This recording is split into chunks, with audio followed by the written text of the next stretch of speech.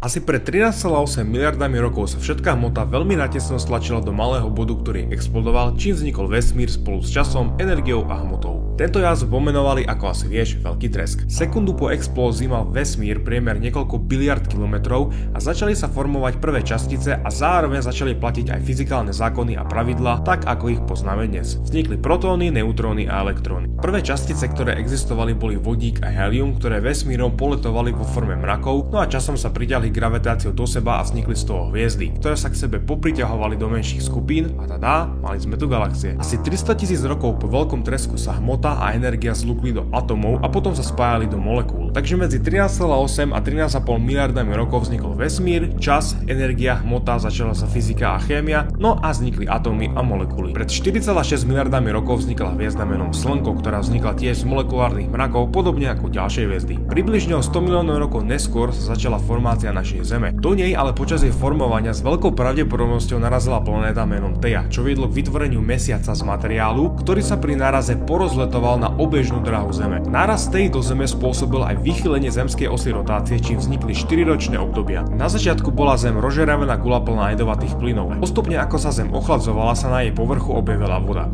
Doteraz ale nevieme 100% kde a ako sa to vlastne vzala. Je na to mnoho teórií, ale nebudem ich tu všetky vysvetľovať. Potom vznikli prvé vulkanické erupcie, ktoré vytvárali ostrovy. Medzi tým asi pred 3,8 miliardami rokov sa v oceánoch objavili prvé známky života vo forme jednoduchých baktérií a tak sa začala biológia. Cca pred 2,5 miliardami rokov sa objavili organizmy, konkrétne riasy a sinice, ktoré boli schopné fotosyntézy. Boli teraz schopné absorbovať energiu zo slnka a následne vylúčiť ako vedľajší produkt kyslík do atmosféry. V miliónoch rokov sa kyslík nahromadil v atmosfére, čím vznikla ozónová vrstva, ktorá blokovala smrteľné UV žiarenie, čím nemusel byť život už len vo vode, ale aj na súši. Z baktérií rias a siníc sa potom časom vytvorili trilobiti, neskôr sa na Zemi objavili aj prvé rastliny. Živočichy sa na to postupom času adaptovali a už mohli byť aj na súši, nielen vo vode, no museli sa vrátiť do vody na klas vajíčka. Neskôr už vajíčka neboli závislé na vode, čo viedlo k vývoju suchozemských tvorov vrátane dinosaurov. Po ich ére nastúpili cicavce, ktoré sa rozvinuli do širokej škály druhov vrátane opíc, z ktorých pochádzame aj my. No a cca pred 70 000 rokmi sa začali organizmy patriace k druhu Homo sapiens formovať do ešte zložitejších štruktúr